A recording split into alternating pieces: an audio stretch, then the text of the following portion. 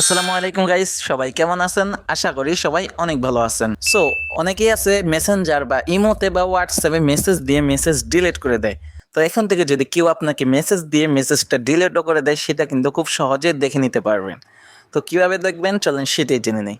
তো ভিডিও শুরু করার আগে সবার কাছ থেকে ছোট্ট একটা রিকোয়েস্ট, যারা এখন আমার চ্যানেলটাকে সাবস্ক্রাইব করেন নাই, অবশ্যই চ্যানেলটাকে সাবস্ক্রাইব করে পাশে থাকা বেল আইকনটি অন করে দেন। আর ভিডিও ভালো লাগলে অবশ্যই একটা লাইক দিয়ে দিবেন। তো আর কথা না বাড়িয়ে চলেন শুরু করি। তো ডিলিট করে দেওয়া মেসেজটা দেখার জন্য ফার্স্টে চলে যাবেন আপনার ফোনের সেটিংসে আসার পরে এখান থেকে সার্চ করবেন নোটিফিকেশন হিস্ট্রি লিখে। তারপর এখান থেকে ফার্স্টে যে অপশনটা পাবেন নোটিফিকেশন হিস্ট্রি লেখা, এখানে একটা ক্লিক করবেন। তারপর এখান থেকে আবারও পেয়ে যাবেন নোটিফিকেশন হিস্ট্রি।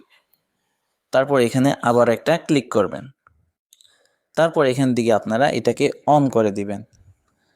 এটাকে অন করা হয়ে গেলে এখানে কিন্তু আপনার সব ডিলিট হয়ে যাওয়া মেসেজ এখানে দেখিতে পারবেন।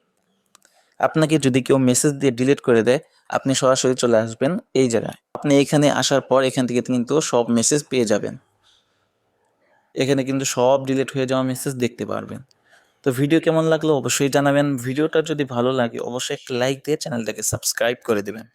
দেখা হবে পরবর্তী কোনো নতুন ভিডিওতে। সেই পর্যন্ত সবাই ভালো থাকবেন, সুস্থ থাকবেন। আল্লাহ হাফেজ।